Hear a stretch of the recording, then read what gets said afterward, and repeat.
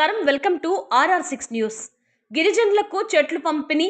Gudur rural పరిధిలోని పురిటిపాలెంలోని గిరిజన కాలనీలో people's welfare child education trust వ్యవస్థాపకుడు డాక్టర్ మల్లికార్జున ఆధ్వర్యంలో ప్రతి ఇంటికి 2 చెట్లు చొప్పున పంపిణీ చేశారు.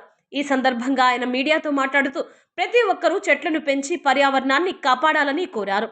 ముఖ్యంగా గిరిజనులను విద్యావంతులు చేసి సమాజం పట్ల అవగాహన కల్పించేందుకు ట్రస్ట్ను ప్రారంభించామన్నారు. వివిధ మండలాల్లోనే కాక జిల్లా వ్యాప్తంగా ట్రస్ట్ తరపున సేవలు అందిస్తున్నామని గుర్తు చేశారు. తమ వాకిట్లోనే చెట్లను పెంచి ఆ పండ్లను తింటే పూర్తి ఆరోగ్యంగా ఉంటారని సూచించారు. గతంలో కూడా ఈ క్రమంలో ఎన్నో సేవా కార్యక్రమాలు చేశామని అన్నారు.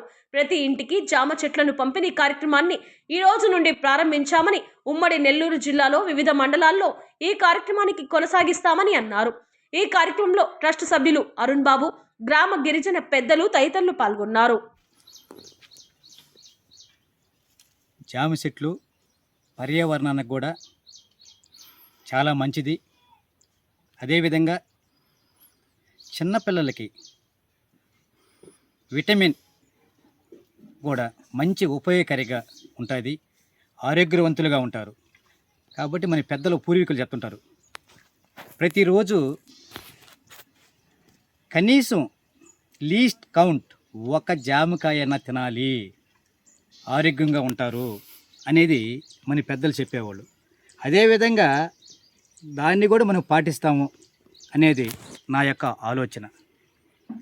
కాబట్టి మీరందరూ మీకు మేము ఇచ్చిన చెట్లకు పండే కాయల్ని మీరు మీ కుటుంబాలు మీ బంధువులకి ఉపయోగించుకుంటారని, ప్రతిరోజు జామకాయలు తింటారని, ఆరోగ్యవంతులుగా ఉండాలనేది నా యొక్క ఆకాంక్ష. అదేవిధంగా ఆరోగ్య సూత్రాలు కూడా మీరు పాటించండి. సుసశ్యామలంగా ఆరోగ్యంగా మంచి పోషకాలని తీసుకొని బాగా ఉండాలని మేము మనస్ఫూర్తిగా కోరుకుంటున్నాం. ఎన్జిఓస్, సేవా సంస్థగా పనిచేసే ఎన్జిఓస్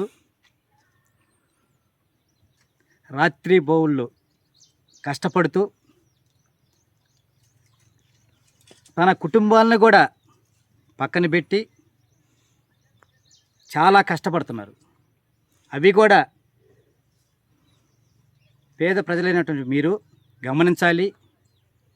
వాళ్ళు ఏ కార్యక్రమం పెట్టినా మీరు ఆ మీటింగ్లకు అటెండ్ అయ్యి వాళ్ళు చెప్పే మాటలు మీకోసమే చెప్తారు. కాబట్టి వాటిని మీరు ఆచా తప్పకుండా పాటించాలనేది నా యొక్క చిన్న విన్నపం.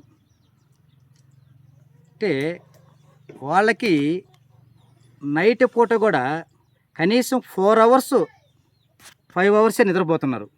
ఎందుకంటే ప్రతి నిత్యం స్వచ్ఛంద సేవా సంస్థలు ఎక్కడ పేదవాళ్ళు ఉన్నారు, వాళ్ళకి ఏం అవసరం వస్తుంది, వాళ్ళని ఏ రూపేణా ఆదుకోవాలి, వాళ్ళకి ఏం మేలు చేయాలి, ఈ దృక్పథంతో ముందుకు వెళ్తున్నామే తప్ప మరి ఒక్క కాన్సెప్ట్ కాదు.